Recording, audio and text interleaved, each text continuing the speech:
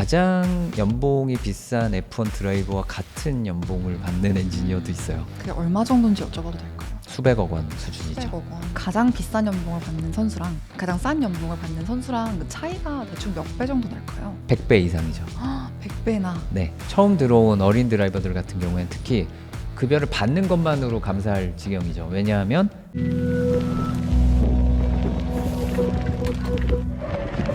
안녕하세요. 라이프 플러스 피플의 신화입니다. 오늘 저희가 이야기 나눌 주제는요, 바로 F1입니다. 기존의 모터스포츠에 대해서 잘 모르셨던 분들도 최근 들어서 한 번쯤은 들어보셨을 이름이 아닐까 싶은데요. 오늘은 무려 15년 동안 F1 해설위원으로 활동하신 전문가를 모시고 F1이라는 세계를 함께 탐험해 보려 합니다. 윤재수 해설위원님 모셨습니다. 네, 안녕하세요, 위원님. 안녕하세요. 반갑습니다. 반갑습니다. 네, 불러주셔서 너무 감사합니다.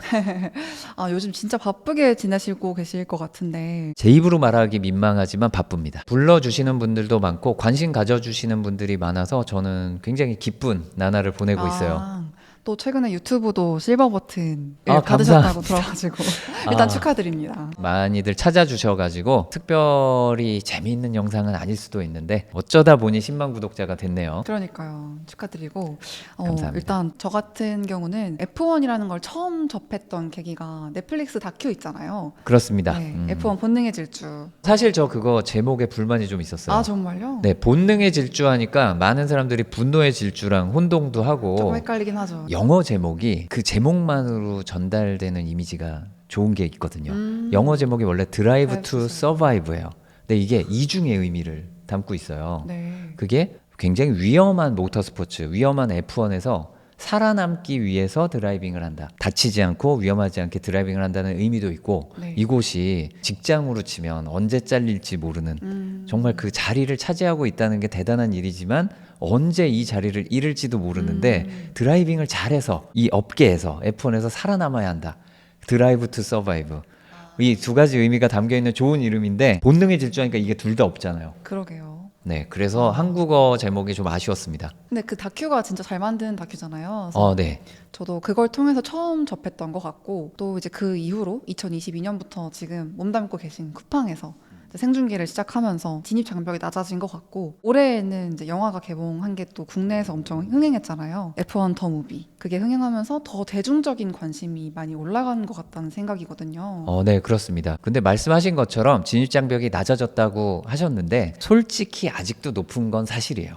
진입장벽이 처음 보신 분들, 영화 때문에 접근하신 분들도 중계를 보시면 굉장히 어려워하세요. 맞아요. 이게 네. 뭐가 어떻게 돌아가는지 자체를 이해하기가 어려우니까 좀 아쉽다면 그 영화에서 그런 부분들을 좀 잘 안 보여줬어요. 감정적으로 사람들에게 느끼게 하는 데는 정말 좋은데, 그래서 진짜 경기에서는 어떤 식으로 돌아간다는 거를 단서를 거의 안 던져주고 경기 장면의 일부분만 보여주니까 실제 경기를 보면 그런 순간이 거의 안 나타나잖아요. 그렇죠. 예, 그러다 보니까 접근하기 더 어려운 부분도 있고, 그걸 일일이 설명하기에는 너무나 복잡한, 어떻게 보면 인류 문명의 집대성, 한계를 극복하는 모습을 보여준다라는 표현만 하면 쉬운데, 그 한계라는 게 결국 모든 기술과 모든 정치적인 요소가 담겨 있다는 얘기거든요. 네. 근데 그걸 어떻게 다 알아요, 보통 사람들이? 저도 사실 대부분을 모르고요, 아는 얘기만 하는 것 뿐이거든요. 네. 그래도 이렇게 할 얘기가 많아요. 그러다 보니까 처음에는 어려운 부분이 있을 수 있다는 거를 조금 감수를 하고 조금씩 알아가는 재미가 있다라는 식으로 접근해 주시면 좋을 것 같아요.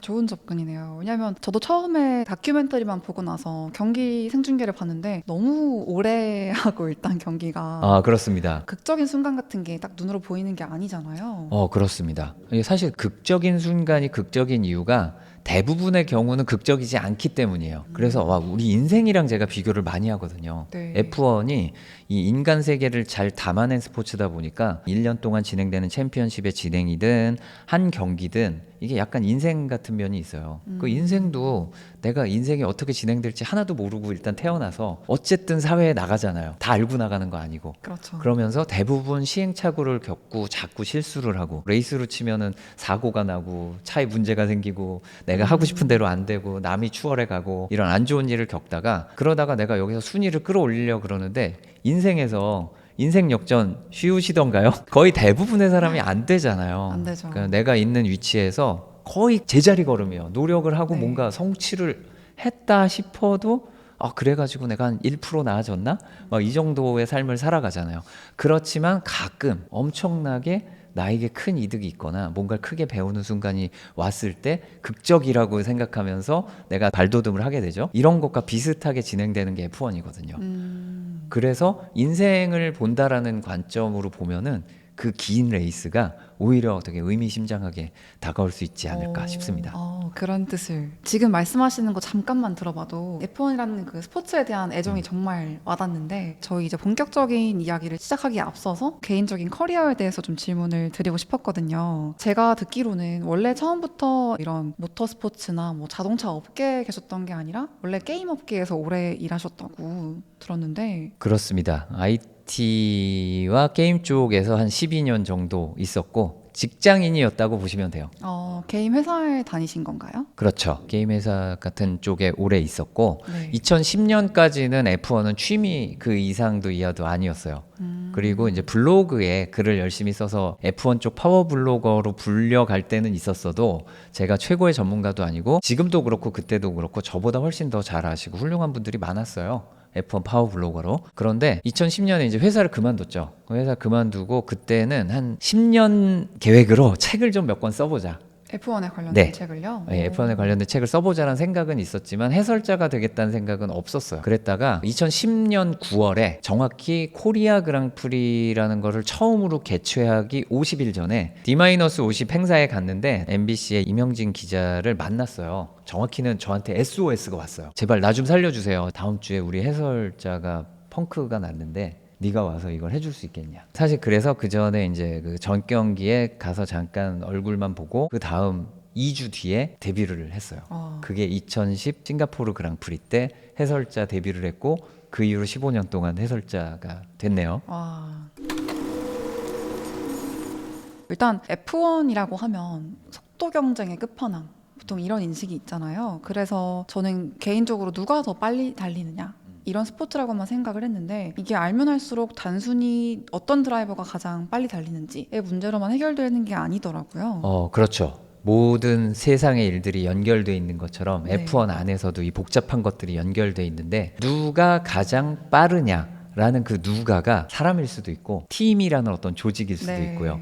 그리고 여기에는 굉장히 또 복잡한 의미가 담겨 있어요. F1이라는 것이 원래 뿌리가 초창기 모터스포츠, 처음 만들어졌던 모터스포츠 도시간 경기들이 있었거든요. 그게 1800년대, 19세기 후반이니까 지금으로부터 한 125년, 130년 전 얘기예요. 그때부터 이어졌던 전통들이 있어요. 그 전통들 중에 몇 가지. 하나는 도시간 레이스, 하나는 국가대항전. 그리고 하나는 우리나라, 우리 회사가 가장 기술적으로 뛰어나고 우리가 그래서 우월하다라는 걸 남들에게 과시하고 싶어하는 어떤 욕구. 19세기 말 20세기가 그 전쟁도 겪고 막 이런 게 있었지만 서구 유럽을 중심으로 이런 분위기가 되게 팽배했잖아요. 네네. 우리가 최고다. 네. 쟤네들은 아니다. 우리가 우위가 돼야 된다. 그걸 증명해야겠다 하면서 여러 가지를 했는데 그 중에 하나가 모터스포츠였고요.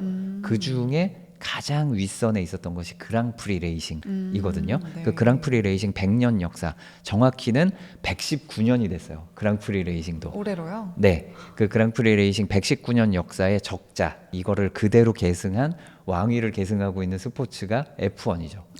그래서 F1은 주로 5나라가 있어요. 이거 약간 그 파워레인저 같은 거 보시면 5 네. 색깔 막 이게 다들 특징이 있죠. 실제로 F1을 포함한 그랑프리 레이싱이 내셔널 컬러라 그래서 그 국가를 과시한다 그랬잖아요. 색깔이 하나씩 있어요. 페라리가 빨간 이유는 이탈리아가 빨간색이라서 그래요. 그리고 알핀이 파란색인 이유는 파란색이 프랑스를 나타내는 파란색이어서 그렇고, 재미있는 것은 영국이 녹색이에요. 근데 이게 좀 신기하죠. 잘 생각해보면 영국 국기에 녹색이 없어요. 없죠. 보시면은 빨간색, 하얀색, 파란색 있잖아요. 근데 파란색을 프랑스가 가져갔네요. 빨간색은 이탈리아가 가져갔어요. 흰색은 독일이 가져갔거든요. 그러니까 없는 거예요. 가져갈 그래서 때. 국가대항전을 하는데 그때 마침 경기를 한 곳이 아일랜드였어요. 영국에서 대회를 하면서 우리도 색깔 있어야 돼 하고 막 급한데 아일랜드 녹색, 그렇지. 아일랜드도 대영 제국이지. 네. 하면서 이게 우리 색깔 해가지고 영국이 브리티시 레이싱 그린으로 그 전통이 생겨버렸고, 그래서 지금 에스턴 마틴이 녹색을 쓰고 있죠. 그렇구나. 네, 60년대 영국이 F1을 지배하던 시대에는 차들이 그냥 죄다 녹색이었어요. 그때는 자기 나라 색깔을 보여주는 걸 우선으로 했고 광고 같은 것도 못 붙였었거든요. 광고도 없이 나라만 보여주는 네. 이걸로 경쟁을 1960년대까지 한 거예요. 와. 초창기 한 6, 70년의 모터스포츠 역사는 내셔널 컬러의 역사였던 거죠. 그러면 남은 하나는 미국인가요? 그렇습니다. 너무 훌륭하신데요. 조금 공부를 했습니다. 네, 하나를 알려드리면 열을 하시네요. 근데 미국은 조금 독특한 케이스가 있어요. 네. 다른 문화에서도 마찬가지인데 바다 건너 있다 보니까 교류가 잘 안 되잖아요. 네네. 레이스는 특히나 교류가 힘든 게 100년 전은 그렇다 치고 한 50년 전만 해도 유럽 차들이 미국으로 가려면 비행기에 차를 싣고 가는 건 생각하기 힘들었어요. 그러다 보니까 배에 싣고 가야 되거든요. 네. 배에 싣고 가려면 오래 걸리잖아요. 그렇죠. 그리고 힘들고 경기도 많은데 언제 미국을 갔다 와. 그쵸. 그러다 보니까 약간 따로 했어요. 미국은 우리는 여기서만 해도 돼. 우리가 그냥 최고야. 야구에서 미국끼리 해가지고 월드 시리즈 하는 그 마인드로 미국에서 하면 월드 챔피언이지. 그 마인드가 미국엔 있었어요. 그러면 궁금한 게 미국은 색깔이 어떤 색이에요? 미국은 미국 성조기 색깔도 다 뺏겼잖아요. 그쵸. 쓸 게 없는데요. 자, 그러면 여기서 한 단계 더 나가는 방법이 있습니다. 파란색 차를 기본으로 하고 흰색 두 줄을 뒤에서부터 앞으로, 앞에서부터 뒤로 위에다가 쭉 두 선을 긋는 거예요. 아니면 흰색 차에다가 파란색을 긋고요. 이런 식으로 두 개의 줄을 긋는 문화가 이제 미국을 대표하는 걸로 됐고 거기에 파란색과 흰색을 쓰는데 가끔은 이제 이거의 변형으로 다른 색깔을 넣기도 해요. 여러분들이 만약에 트랜스포머를 보셨으면 노란색 카마로가 나오는데 네. 검은색 두 줄을 이렇게 쭉 넣죠. 이런 스타일이 미국에 좀 많죠. 네네. 그게 바로 미국을 상징하는 것이기 때문에 그렇구나. 그렇습니다. 일본은 또 어디서 말씀하신 게 네. 흰색에 네. 빨간 점? 흰색을 또 뺏겼으니까 흰색만 하면 안 되고 흰색에 일본의 국기하면 일장기니까 네. 이 차의 앞쪽에다가 보통 차로 치면 본닛, F1으로 치면은 노즈 쪽에 빨간 동그라미를 그냥 하나 넣어 놓으면 일장기네, 일본이네 이렇게 되는 거죠. 아 그렇군요. 이거 알고 보면 더 재밌을 것 같아요, 진짜. 네, 그런 장면이 있었습니다. 이거 알고 보시는 분들은 그게 재밌는 거죠. 그러게요. 잠깐 언급하셨지만 F1이라는 게 어떤 드라이버가 제일 빨리 달리느냐의 문제가 아니라 어떤 팀이 어떤 차를 얼마나 잘 설계하고 어떤 전략을 세우느냐 이런 게 더 중요한 스포츠라고 하더라고요. 네, 이게 초창기 모터스포츠부터 차와 사람을 분리해서 생각을 안 했어요. 차가 우승한 드라이버고 우승한 드라이버가 우승차고 즉 드라이버는 차의 부품 중에 하나인데 가장 중요한 부품인 거예요. 그게 부품 중에 드라이버. 하나다. 그렇죠. 초창기에는 어차피 차도 다 다른 차가 나오는 모터스포츠거든요. 네네. 그 차는 대부분 그 드라이버가 직접 만들었을 거예요. 초창기 모터스포츠로 생각하면 이 차로 출전했다? 일단은 그 사람이 만든 차다라고 생각을 하는 거죠. 나중엔 남의 차를 사서 오기도 하지만 바꿔서 얘기하면 웬만한 자동차 회사를 만드는 회사의 창업자들은 다 레이스에 나가는 드라이버였고 당시엔 위험했기 때문에 그렇게 드라이빙을 하다가 사고로 죽은 창업자들이 정말 많아요. 아 정말요? 네, 예를 들면 헨리 포드 같은 경우에 나중에 포드 T형을 만들어가지고 대량 생산, 컨베이어 벨트 이걸로만 유명한 줄 알지만 초창기에 처음 차를 만들었을 때는 최고 속도 대결이라는 것도 모터스포츠에 있었어요. 누가 최고 속도 기록을 내냐. 그 중에 999, 차 이름 999라는 게 있었어요. 네. 그거를 직접 만들어가지고 직접 얼어붙은 호수에서 얼어붙은 호수가 아주 그 호수의 질이 좋다면 얼음의 질이 좋다면 굉장히 멀리 똑바로 달릴 수 있잖아요. 네. 그래서 보통 길은 잘 안 다져져 있잖아요. 네, 울퉁불퉁하니까 속도를 못 내는데 얼음은 똑바로 갈 수 하니까. 있으니까 그래서 네. 거기에서 속도 도전을 해서 시속 200km 도전을 몇 번 했어요. 그게 우리나라가 대한제국 시절에 유럽, 미국에서는 시속 200km에 도전을 하고 있었거든요. 와. 그게 모터스포츠의 뿌리고 그 당시에 자동차 회사들의 뿌리가 다 그랬다라는 거고요. 그래서 요즘 우리나라에서 모터스포츠 인기가 없거나 저변이 넓어지지 않은 게 부끄러울 게 없어요. 출발이 너무 늦었기 때문에 이 정도면 잘 따라가고 있는 겁니다. 지금 몇십 년도 아니고 한 7, 80년? 사반세기가 한 3번쯤 지나야 되는 시간을 늦게 시작했는데 네. 이 정도로 관심을 가지고 있으면 가능성이 있는 거죠. 오히려 잘하고 있다. 네. 그렇군요. 워낙 말씀하신 것처럼 F1의 세계가 방대하고 저희가 알아야 될 것도 한두 개가 아니기 때문에 오늘은 이제 그러면 F1이라는 스포츠에서 협업의 중요성, 이 협업과 전략이 어떤 역할을 하는지 그 키워드를 중심으로 한번 이야기를 해볼까 하거든요. 네. 제가 어디서 말씀하신 거를 들어보니까 결국 F1은 공돌이 싸움이다 이런 이야기를 하신 적이 있더라고요. 그 말인즉슨 이제 우리가 겉으로 보기에는 이게 그냥 스피드 싸움 같지만 사실은 어떤 그 뒤에서 설계하는 것들 그리고 전략을 짜는 것들 기술 경쟁 이런 것들이 승패를 가른다는 이야기 같은데 이렇게 처음부터 차량을 설계하고 또 이거를 조정하고 현장에서 손보고 이런 많은 과정들이 있을 텐데 그 여러 가지 과정들 중에서 가장 팀워크가 빛을 발하는 순간이 언제라고 생각하시는지 궁금해요. F1은 팀 스포츠라고 네. 얘기를 하는데 이걸 설명하기가 처음에는 어려워요. 이미지 자체가 드라이버 한 명 혹은 팀원 그 중계 화면에 잡히는 한 열댓 명 맞아요. 정보만 화면에 잡히다 보니까 이것이 잘 전달이 안 될 수 있어요. 근데 물론 모터스포츠 종목 중에 경제적으로 어렵거나 아니면 조금 간단하게 출전할 수 있는 경기들은 그 팀원이 몇 명 안 돼요. 보통 아버지와 나 이렇게 해서 어릴 때 참여하는 카트 아버지가 나머지를 다 해주고 아버지가 영업도 해주고 돈도 구해오고 차 수리도 하고 뭐 이런 걸 다 하는 경우들이 있고 이제 그걸 이제 아버지로부터 배워서 직접 하게 되고 네. 이런 팀이 있는데 F1쯤 되면 아무리 적어도 수백 명의 팀원이 있습니다. 그 수백 명의 팀원들이 서로 역할을 맡아서 하고 있고 네. 그 자신들의 영역을 넘어서지 않게 자신들의 분업화되어 있는 일들을 잘 해야만 팀이 잘 굴러가고요. 그 중에서 특히 차와 관련된 사람도 수백 명 단위로 존재하는데 차와 관련된 일을 하는 사람들의 경우에는 그 수백 명 중에 한 명만 실수를 하더라도 일단 차가 안 움직일 수 있고요. 움직여야 뭘 레이스에 가보는데 안 움직일 수 있어요. 두 번째 문제는 움직였는데 문제가 생긴다. 세 번째는 움직였는데 잘 움직이지 못한다. 그리고 문제가 생겼는데 대응하지 못한다. 이 모든 것들이 그 팀원들이 각자 해결해야 될 이슈들이죠. 이 수백 명, 보통은 작은 팀도 이런 F1 차와 직접 관련된 인력이 200명 이상 있어요. 와. 200명 중에 한 명 실수하면 네. 그 경기는 무조건 0포인트입니다.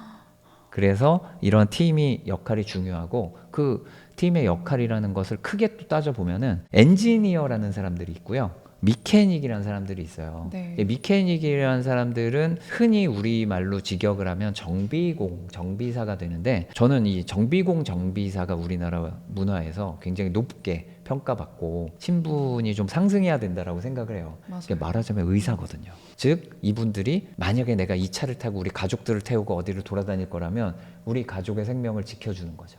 그렇죠. 이분들이 그 정비를 잘못했다면 우리 가족들의 생명이 위협을 받을 수도 있고 네. 혹은 생판 모르는 누군가 다른 사람에게 해를 끼칠 수도 있잖아요. 그걸 막는 의사와 같은 존재, 어떤 의미에서 더 중요한 존재가 미케닉인 거죠. 그리고 그게 F1 레이스 현장에선 수십 명의 미케닉들이 그 역할을 합니다. 그래서 일단 현장에 오면 차가 100%는 아니지만 어느 정도 분해가 된 상태로 오거든요. 그걸 경기 전에 조립을 해야 돼요. 대표적으로 신생팀들은 이 조립을 못하는 경우가 있어요. 경기 전에. 왜요? 못 나오는 거죠. 쉽지 않습니다. 생각보다요? 네, 생각보다 쉽지 않아요. 근데 차 그 조립이라는 것이. 전에 다 연습을 하고 알고 있을 텐데 현장에서 못하는 이유가 있나요? 설계도가 있죠. 그런데 F1을 포함해서 모든 자동차는 그래서 제가 미케닉이 중요한 건데 네. 레고가 아니에요. 그냥 끼우면 끝이 아니고 하나를 결합했으면 그래서 얘가 잘 도는지 봐야 돼요. 예를 들어 움직이는 부품이 잘 움직이는지, 예를 들면 움직이는 간격은 충분한지, 이거 몇 개를 조립하잖아요. 거기 또 전기 부품이 들어가고 얘가 잘 작동하는지 보죠. 이런 걸 하나하나 넣다 보면 안 되는 데가 있어요. 그걸 대응을 해야 됩니다. 설계도대로 했다 그래서 꼭 되는 게 아니거든요. 이런 부품이 정말 많이 들어가는 것이 자동차고 네. F1도 당연히 그런 부품이 정말 많이 들어갑니다. 그러다 보니까 완성이 되는 단계까지 갔을 때 예를 들면 엔진 같은 것도 보통 승용차 엔진과 크게 다른 점이라면 모든 부품이 딱딱 조여져 있지 않아요. 엔진 쪽은. 잘 생각해 보면 금속으로 돼 있죠. 네. 금속이 열을 받으면 아무리 과학 시간에 많이 조셨더라도 금속이 열 받으면 조금 부피가 커진다는 거 감은 있으실 거예요. F1 엔진은 뜨거울 거 아니에요. 그렇죠. 그 행창을 했을 때 딱 맞아야 좋죠. 그걸 다 계산하고 만들어지겠지만 그렇죠. 그래도 변수가 있겠네요. 그래서 시동을 걸기 전에 미리 예열을 해가지고 엔진이 움직이기 전에 얘가 뜨겁게 만들어 놔야 돼요. 그 겉에 뜨거운 물을 돌린다든지 해가지고 하거든요, 실제로. 이제 이런 준비도 해야 되고 그 전에 어떤 부품들이 잘 도는지, 센서들은 잘 작동하는지. 센서가 제대로 작동하지 않으면 엔진은 작동하다가도 중간에 바로 서요. 엔진 컷을 해가지고 보호해야 되거든요. 엄청 비싼데 만약 센서가 여기 이상이 있어 하는데 얘를 그냥 돌리면 망가질 수 있잖아요. 수백억이 날아갈 수 있어요, 순식간에. 그러니까 센서들이 문제가 하나만 있어도 세우거든요. 이 문제를 다 해결해야만 일단 차를 움직일 수 있는 겁니다. 그 과정에서 못하는 경우가 많아요. 내년에 F1이 엔진 규정이 싹 바뀌거든요. 파워 유닛 규정이 바뀌는데 네. 이런 걸 했을 때 새 시즌이 되면 각 팀들이 연초에 1월에 영상들을 올리는 게 있어요. 팀의 막 소셜미디어 담당자들이 오늘 우리 팩토리에서 엔진 작동했습니다. 그걸 막 박수 쳐주고 막 파티하고 케이크 불고 막 그래요. 그게 뭐냐 하면 엔진 작동하는 게 어렵다는 얘기입니다. 그렇구나. 안 될 수가 있어요. 차에 결합하기 전에도 일단 안 될 수 있고, 자 일단 돌아 엔진이. 그럼 일단 차에 결합하고 도는지를 보자. 이게 안 돼서 못 나오는 경기들이 신생팀은 많아요. 일단 나가는 것부터가 이렇게 힘든데 그리고 경기를 하기 전에 얘기입니다. 여기까지. 이 부분이 미케닉이고, 이제 미케닉들은 그것뿐만 아니라 각종 부품들 얼마나 많겠어요. 센서가 300개가 넘는데 그거 다 설치하고 관리를 해야겠죠. 그리고 경기 중에 문제가 생겨요. 수리해야죠. 수리가 부품이 여분이 없을 수도 있어요. 없으면 만들어요. 네네. 거기에서 깎기도 하고 직접 붙이기도 하고 다 그걸 미케닉들이 해야 되고, 엄청난 충격, 엄청난 속도에서 버틸 수 있도록 수리를 해야 됩니다. 그게 미케닉의 임무고, 심지어 그 사람들이 타이어 교체할 땐 핏크루로 활동을 합니다. 미케닉이 핏크루예요. 이 사람들 한 명 한 명이 미케닉 할 때 타이어 잘 끼웠다고 임무가 끝나는 게 아닌 사람들인 거죠. 지금 눈앞에 있는 것에 대한 이 기계를 다루는 것들에 대한 노하우가 훌륭한 사람들이 미케닉이라면 공학적인 부분들은 또 엔지니어들한테 갑니다. 네. 엔지니어들도 또 둘로 나뉘어서 미케니컬 엔지니어링 쪽, 기계공학 쪽과 F1에서 현대적으로 제일 중요한 공기역학 쪽 엔지니어들. 이쪽 동네가 정말 훌륭한 분들이 많아요. 각 팀에 다 많습니다. 네. 천재라는 천재는 다 모여 있다고 보시면 돼요. 천재 수백 명이 몇 달 동안 골머리를 앓고 아이디어를 낸 것들이 현실과 맞는지 개발을 해내가지고 정말 잘 성공을 하면 0.03초 빨라지는 차를 만들 수 있어요. 이게 모이고 모여서 남들보다 더 빠른 차가 나오는 거고요. 지금 경기를 볼 때 아주 큰 차이가 생겼다. 저 차는 이렇게 빠르고 저 차는 저렇게 느리다. 물론 서킷마다 차이는 있지만 그것도 서킷에 맞춰서 개발을 해오면 해결을 할 수 있는 부분이기는 해요.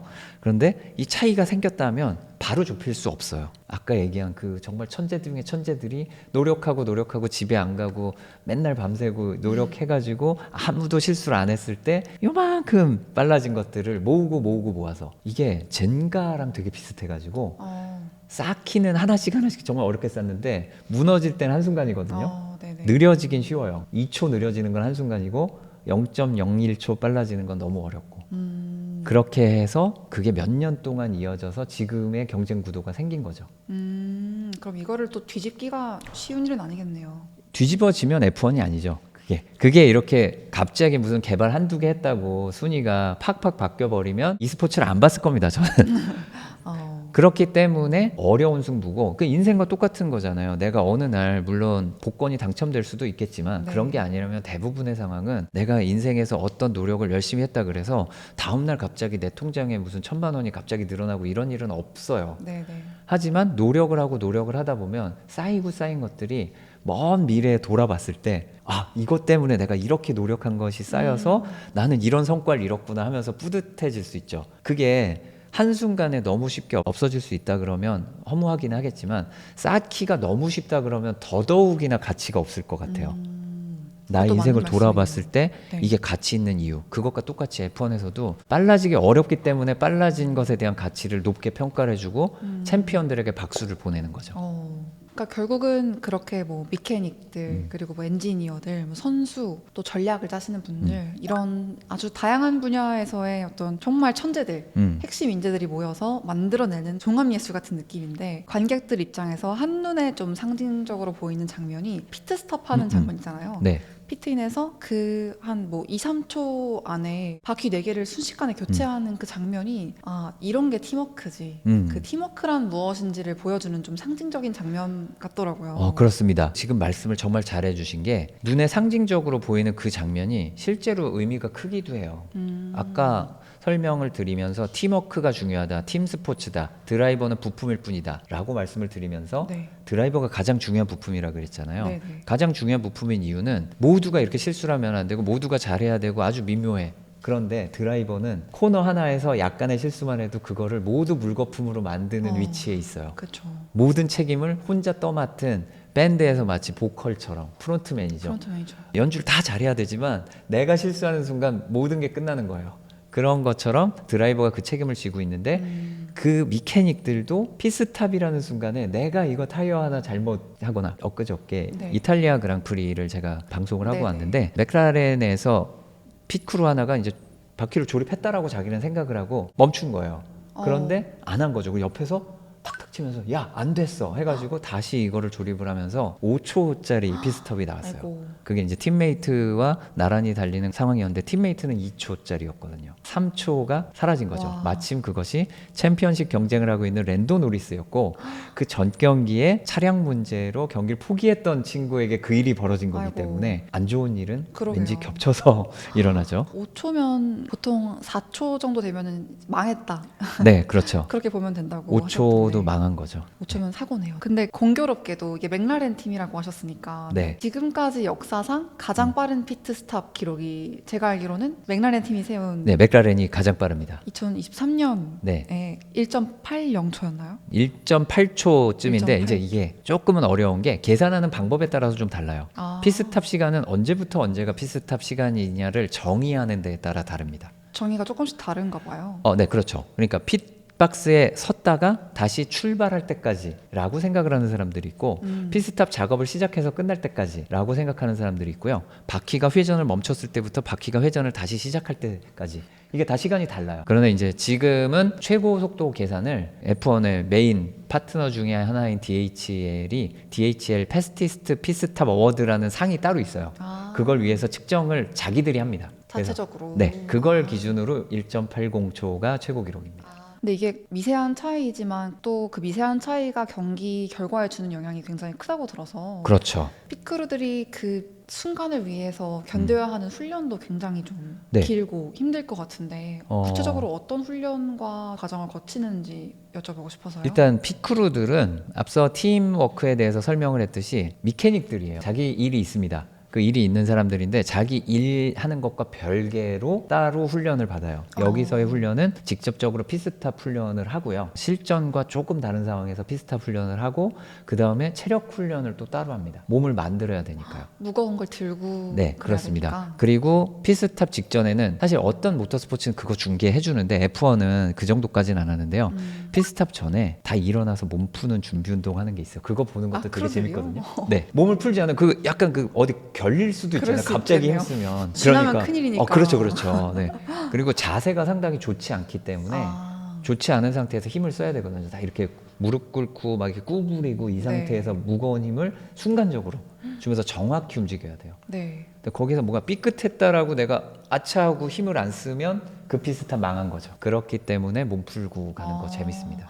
정말 운동선수들처럼 임하겠네요. 네, 현장에 가보시는 분들 F1은 처음 잘 모르면 이제 일요일만 보잖아요. 네. 네, 현장 가시는 분들도 잘 모르면 일요일만 가시다가 조금 알면 이제 금요일부터 가고 더 알면 이제 수요일쯤부터 가거든요. 수요일쯤 가면은 저녁에 일과 끝나고 보면은 모든 사람들이 마치 러닝 크루처럼 수많은 사람들이 다 달리고 있어요. 다 팀원들이에요. 아, 정말. 미케닉들. 심지어 프레스 오피서도 달립니다. 모두가 달려요. F1 더 무비 영화에서 봤던 거랑 똑같은 장면이네요. F1 영화에 나오는 것 같은 장면과 비슷하게 원래 트랙 워크라는 시간이 있어요. 수요일이나 목요일에 팀원들 중에서 핵심 인력들, 주로 드라이버와 레이스 엔지니어와 네. 또 주요 엔지니어들 관련된 사람들이 트랙을 돌아보는 시간이 있어요. 살펴보는 용도죠? 그렇습니다. 예, 직접 가면서 주로 자기들이 확인해야 될 것 확인하고 네. 물론 어떤 드라이버는 안 합니다. 아, 그래요? 안 하는 사람도 있어요. 안 한다는 거는 뭐 자신감인가요? 아니면 모터스포츠와 레이스를 보는 관점이 특히 올드스쿨 드라이버라 그래서 뭐 좋게 말하면 낭만적인 그 옛날의 느낌이 있는 거고 네. 나쁘게 말하면 구식이죠. 올드스쿨 드라이버 같은 경우에는 차로 달려봐야 알지 그걸 네가 발로 밟아보면 무슨 차이가 있냐. 그 심지어 이제 키미 라이코넨이라고 몇 년 전에 은퇴한 네. 굉장히 많이 언급되는 드라이버가 있어요. 네네. 2007년도 챔피언, 페라리의 마지막 챔피언이에요. 근데 이 키미 라이코넨이 질문에 그 얘기 한 적이 있어요. 시뮬레이터 타냐? 안 탄다. 왜 트랙워크 하냐? 안 한다. 왜 안 하냐? 필요가 없으니까. 이런 식으로 그거 의미 없다라고 생각하는 사람이 많고 또 요새 그런 성향이 있는 사람이 늘어나고 있긴 해요. 요새는 또 시뮬레이터가 좋아지면서 네. 시뮬레이터 해봤으면 됐다 하고 이제 끝내는 사람들 오히려? 많아요. 네. 그 트랙 상황이 차로 달렸을 때랑 내가 손으로 만져봤을 때랑 생각보다 많이 달라서 차로 타면 됐지 뭘 또 그걸 나가보냐. 제가 또 이제 영국 그랑프리를 올해 현장에 가서 중계할 때 트랙 워크를 저희 중계진도 트랙을 돌면서 코너 설명하는 영상을 찍었거든요. 그때 트랙 워크를 하는 경우를 보면 알보는 엔지니어들과 아주 고전적인 트랙 워크를 하고 있었어요. 윌리엄스의 같은 팀메이트 사인스는 그걸 안 하고 사이클을 타고 혼자서 전력 질주를 하더라고요. 이거 하나하나를 보겠다는 게 아니죠. 그래서 이렇게 한 바퀴 돌아보려나 보다 했는데 저희는 걸어가고 촬영을 하니까 굉장히 느리잖아요. 네. 거의 1km 가는데 30분 이상 걸리거든요. 이게 네. 촬영하면서 가니까. 천천히 가시니까. 네. 그런데 조금 있다 사이즈가 또 오는 거예요. 운동하려고 나오셨나? 이게 5번 지나갔어요. 에? 이거는 트랙 워크가 아니죠. 그쵸. 여기 사이클 아무도 방해하지 않는 사이클 트랙이 있네. 얼마나 잘 닦아놨어요. 혼자서 사이클 타고 신나게 탈 수 있는 싶으셨구나. 거죠. 그렇죠. 네. F1 드라이버 중에 사이클 좋아하는 사람들이 많아요. 심지어 대회 나가기도 하고요. 다들 막 뚜르드 프랑스 하면 다들 모여 앉아서 보고 있어요. 자전거 정말 좋아합니다. 그것도 뭔가를 타는 행위라서 그런가요? 그죠. 일단 속도가 나는 것과 이제 몸에 힘을 쓰는 것들, 이 F1 드라이버들이 몸 단련하는 게 거의 평생 일과 거의 대부분이기 때문에 네. F1 드라이버들은 이제 체지방률도 체조 선수처럼 유지해야 되고 몸무게는 이제 70kg 이하에서 근지구력은 또 어마어마하게 강해야 되고 브레이크 밟을 때는 최소 120kg 이상으로 밟아야 되니까 그 왼발이 항상 120kg을 가볍게 훅훅 들 수 있는 힘이 있어야 되고 스티어링 휠은 2시간 반 동안 이걸 안 놓고 1mm도 흔들리지 않게 이 조절을 해야 되니까 보통 15kg 아령 같은 거를 1시간 동안 그 안 흔들리고 들고 있는 훈련들 하고 이런 몸이 만들어지는 이런 훈련을 하니까 초코바 하나 맘대로 못 먹는 사람들이거든요. 그러니까 이게 그렇군요. 운동이 노는 거야 이 사람들한테. 그러다 보니까 사이클 같은 거면 그런 제한 없이 얼마나 좋아요. 시원하게 달리잖아요. 엄청 가볍겠네요. 네, 사이클 그 맨날 그 짐에서 트레이너가 옆에 붙어 앉아서 식단도 맨날 옆에서 야 그거 먹으면 안 돼. 그거는 여기까지 끝이야. 더 먹으면 안 돼. 저거 먹어야 돼. 막 이거를 1년 내내 컨트롤을 하거든요. 그러다가 사이클 타면 이게 얼마나 즐거운 유희겠어요. 힐링이겠네요. 제가 듣기로는 대략 큰 팀 기준으로는 한 600~700명까지 아우른다고 하던데 큰 팀 600~700명 정도 가는데 파워 유닛을 만드는 팀 같은 경우에는 그 파워 유닛 팀이 아예 회사가 따로 있어요. 거기에 수백 명이 또 있습니다. 600~700명의 구성이 F1의 실질적인 차의 움직임과 관련된 사람만 언급을 해서 그렇지 관리자 레벨도 매우 중요합니다. 전략을 짜는 사람도 있지만 물론 그 사람 밑에 전략을 또 실질적으로 컴퓨터로 관리하는 사람들이 따로 있어가지고 이 사람들도 있고 그 다음에 요리사 이 사람들 밥 먹어야 되잖아요. 식당 어디 왔다 갔다 못해요. 다 그 안에서 해 먹어야 돼요.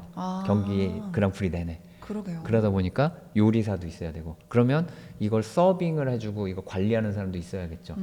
그 다음에 이제 드라이버 숙소처럼 돼 있는 게 있으니까 그 숙소를 호스피탈리티 관리하는 사람도 있어야 되고 그다음 미디어 일이 정말 많잖아요. 네. 인터뷰 해야지 촬영 오지 또 무슨 매주 하니까. 그렇죠. 보도자료 달라 그러지. 그 다음에 이걸 또 F1 조직이나 FIA 조직에서 너네의 의견을 물어보지. 이거를 담당하는 오피서들, 이런 언론 담당자들 해가지고 정말 다양한 일을 하는 사람들이 한 팀으로 묶여 있는 거죠. 그러니까 미디어 일 잘못하면은 드라이버들 성적이 떨어져요. 무리하게 인터뷰를 잡거나 아니면 무모하게 인터뷰 신청을 하는 사람들을 다 오케이를 다 해주면 이 사람이 몸 관리 아까 중요하다 그랬잖아요. 그 다음에 집중력 유지를 위해서 경기 전에 어떤 사람은 1시간 반을 꼭 자고 와야 되고 다들 루틴이 있다 보니까 다 달라요. 헤비메탈을 계속 끝까지 듣다가 타야 되고 사람마다 다 다르거든요. 그걸 못하면 누가 책임질 거예요. 그런데 최근에 또 이제 방송사 중에 뭐 몇몇 방송사는 특별한 지위를 인정받는 유명한 F1 쪽의 방송사가 있어요. 얘네들이 이걸 무시하고 들어와서 자꾸 인터뷰를 하고 루틴을 깨버려가지고 좀 문제가 많이 되고 있거든요. 그래요? 네, 그런 걸 방어해줘야죠.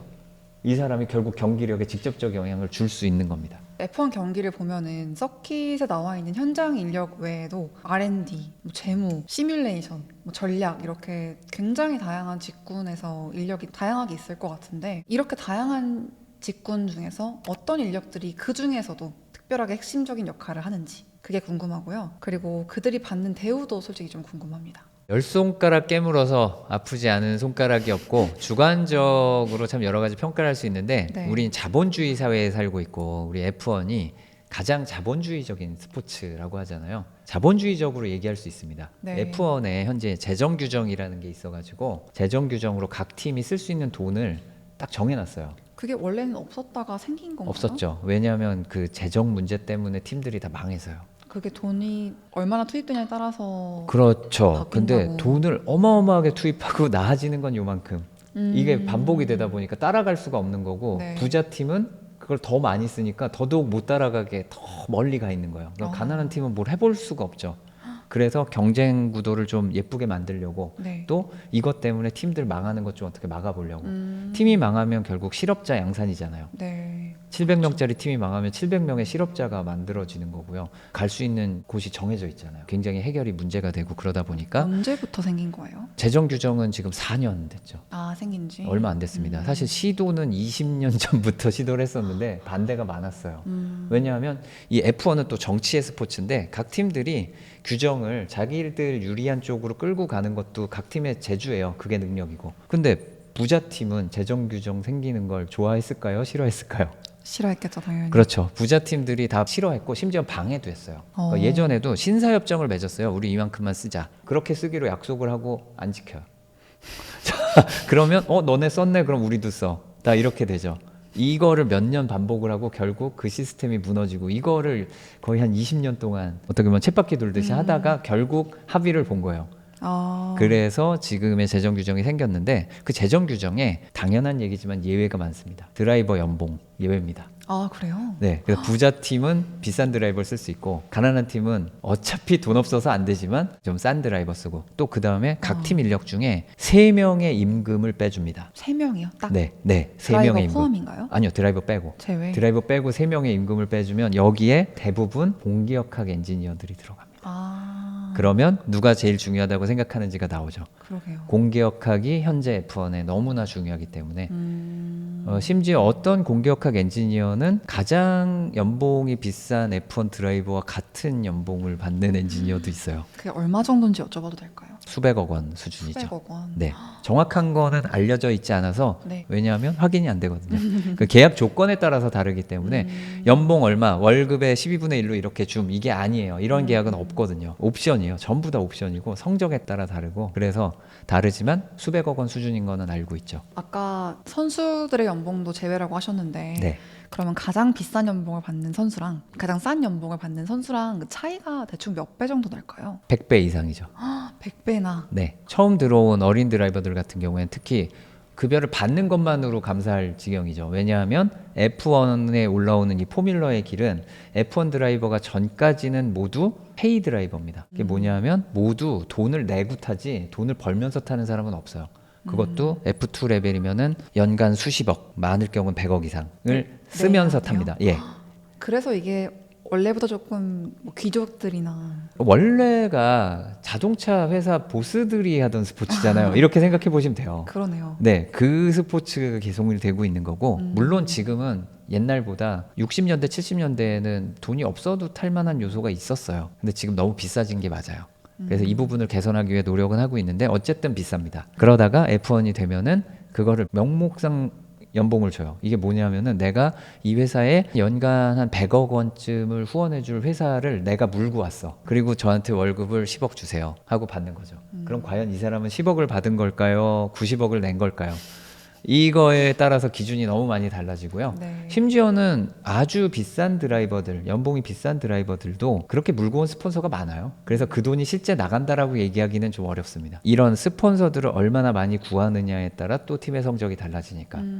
같은 재정 규정이 있다 그러지만 예외 조항이 많다 보니 결과적으로 훌륭한 공격학 엔지니어를 쓸 수 있는 것도 부자팀이고 스폰서가 많은 팀이란 뜻이죠. 그래서 스폰서를 잘 만나야 되고 다른 나라도 유럽이나 미국도 결국은 자기 돈으로 타는 경우는 별로 없어요. 스폰서를 만나야 되고 그래서 이런 스폰서를 해주는 문화가 되게 널리 깔려 있죠. 그래서 얘를 어릴 때부터 수백 명을 우리가 F1에 올라갈 확률이 한 0.1%쯤 된다.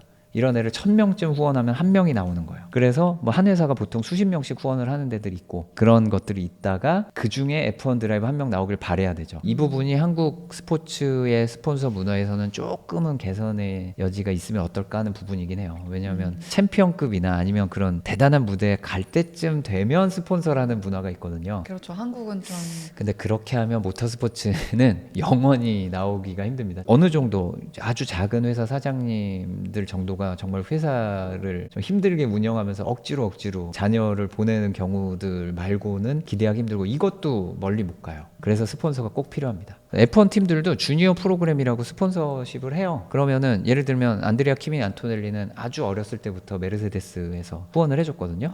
그 후원을 해줬다 그러면 얘가 1년에 F3에서 20억을 쓴다. 그러면은 7억쯤 도와주는 거예요. 어마어마한 후원이죠. 그러게요. 13억은 알아서 구해와라. 자, 이런 식으로 굴러가는 겁니다. 근데 그러면 그 13억은 보통 다른 스폰서를 다른 구하는 스폰서를 건가요? 구하는 경우들이 대부분이죠. F1 역사상 이제 여러 가지 명장면들이 있을 거잖아요. 근데 그런 장면 중에서 가장 극적이었던 순간을 좀 꼽아달라고 여쭙고 싶은데, 네. 뭐 예를 들면 음. 어떤 팀워크로 인해서 꼴찌가 1등이 됐다거나 네. 그랬던 순간도 있었을까요? 그 팀워크가 도움이 됐는지 방해가 됐는지 모르겠지만 지금 떠오르는 장면은 제 중계에서도 되게 극적이었고 경기도 극적이었고 그것 때문에 규정도 바뀐 유명한 경기가 2011 캐나다 그랑프리가 있어요. 네. F1 역사상 가장 긴 경기로 기록되어 있는데요. 4시간 반 했습니다. 경기를. 와. 4시간 반인데 실제로 달린 건 아니고 한동안 서 있었어요. 비 때문에. 이제 그 경기 때 영국의 굉장히 잘생긴 드라이버 젠슨 버튼이 우승을 하게 되거든요. 네. 근데 젠슨 버튼이 그때 맥라렌이었고요. 팀메이트가 루이스 해밀턴. 둘 다 챔피언 듀오예요. 루이스 해밀턴이 당시 기준으로 2008 챔피언, 젠슨 버튼은 2009 챔피언. 팀은 영국을 대표하는 맥라렌. 거기에 영국의 대표 드라이버 2명. 너무 멋있잖아요. 네. 심지어 챔피언십 경쟁도 하고 있어요, 얘네들이. 그 와중에 경기를 했는데 경기 초반에 비도 많이 오고 하는 와중에 둘이 서로 양보 없이 싸우다가 젠슨 버튼이 루이스 해밀턴 쪽으로 조금 공격적으로 너무 심하게 움직여서 젠슨 버튼을 벽으로 밀어붙여서 차를 부서뜨리고 사고로 리타이어 시키고요. 자기도 차가 망가지고 페널티까지 받아서 최하위로 밀립니다. 그 경기는 당시 빗길에 가장 빠른 걸로 유명했던 또 디펜딩 챔피언, 더블 챔피언, 2년 연속 챔피언하고 있던 세바스찬 베텔, 레드불의 베텔이 선두였고 버튼이 그 경기를 꼴찌에서부터 경기 중반에 꼴찌였어요. 그거를 다 따라와가지고 마지막 랩에 베텔을 뒤를 쫓아가는데 마지막 랩 6번 코너에서 베텔이 오버스티어가 걸리면서 차가 하프 스핀 하면서 그 사이를 버튼이 뚫고 지나가서 우승을 한 거예요. 심지어 이건 페널티까지 받고 본인도 잘못했고 팀에다가는 아주 큰 상처를 줬고 그러네요. 해밀턴을 그렇게 사고를 내고 또 그 와중에 경기는 레드 플래기 나고 진짜 영화보다 더 극적이네요. F1의 인기가 점점 늘어나면서 F1이라는 업계에서 일하는 거를 꿈꾸는 한국인 분들도 많아지고 있는 것 같아요. 근데 제가 알기로는 이제 F1에서 일하시고 계신 분들 중에 가장 오래된 분이 윌리엄스에 계신 김효원 박사님이시고 이분 이외에도 지금 F1에 진출해 계신 한국 분들이 또 계실지가 궁금하거든요. 아, 네. 저도 전해 들은 얘기지만 김효원 박사님은 한 15년 정도 네. 계셨고 처음에 이제 로터스 전에 르노죠. 그게 이 팀 이름을 바꿔가지고 이제 로터스 F1 팀 있었고 맥라렌 거쳐서 윌리엄스 가 계시면서 들려주신 얘기로는 한국인들이 좀 있다. 한 5명, 10명 엔지니어가 있는 것 같다. 윌리엄스예요? 여러 팀이에요. 아, 전체. 이 동네가 아무래도 업계가 좁다 보니까 네. 서로 정보가 왔다 갔다 하는 걸로 알고 있어요.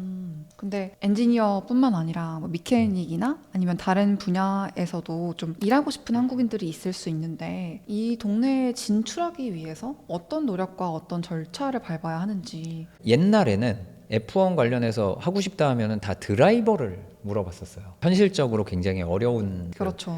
확률상으로도 어렵고 네. 정말 좁은 문이잖아요. 네. 그런데 이제 엔지니어를 한다라고 하면은 엔지니어 쪽은 아무래도 한국인이 다른 분야에서도 엔지니어들이 많기 때문에 네. 가능성이 좀 있어 보이는 것도 있고 영국이라는 타겟을 딱 잡고 진출을 하면 보통 이제 영국 아니면 이탈리아거든요. 네. F1 팀은 지금 7팀, 정확히는 7팀 반의 본부가 영국에 있고요. 2팀 본부가 이탈리아에 있어요. 이탈리아 팀은 대부분이 이탈리아 사람들이고 공용어를 이탈리아어를 써요. 그래서 이탈리아의 무슨 볼로냐 대학을 나왔다. 그러면 이탈리아 팀 한번 노려볼 만하죠. 그다음에 이제 영국은 영어 잘하면은 영국 팀을 갈 수 있는데 또 영국이 7팀 반이나 영국에 본부를 두고 있다 보니까 아무래도 모집 공고를 하더라도 영국 중심으로 하겠죠. 팀 본부가 여기 사는 사람 중에 뽑을 거 아니에요. 그렇다 보니까 그래서 페라리에서 일하던 훌륭한 사람들이 맥라렌으로 가는 게 쉽지 않고 맥라렌이 페라리로 가기가 쉽지 않고 집 때문에 이게 적응에 실패하고 돌아가는 경우가 의외로 많아요.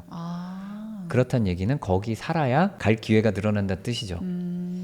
그래서 더더욱 미케닉 쪽은 한국인이 잘 안 나오는 것 같아요. 그러게요. 또 아무래도 그 주변에 있는 사람 중에 뽑을 거고 엔지니어 쪽은 아무래도 학교를 중심으로 접근을 한다면 미케닉 쪽은 다른 모터스포츠 팀이나 그쪽의 공장이나 이쪽 견습을 하는 사람 중에서 갈 가능성이 높다 보니까 그쪽에서 이미 일을 하고 있었어야 그 미케닉이 되겠죠.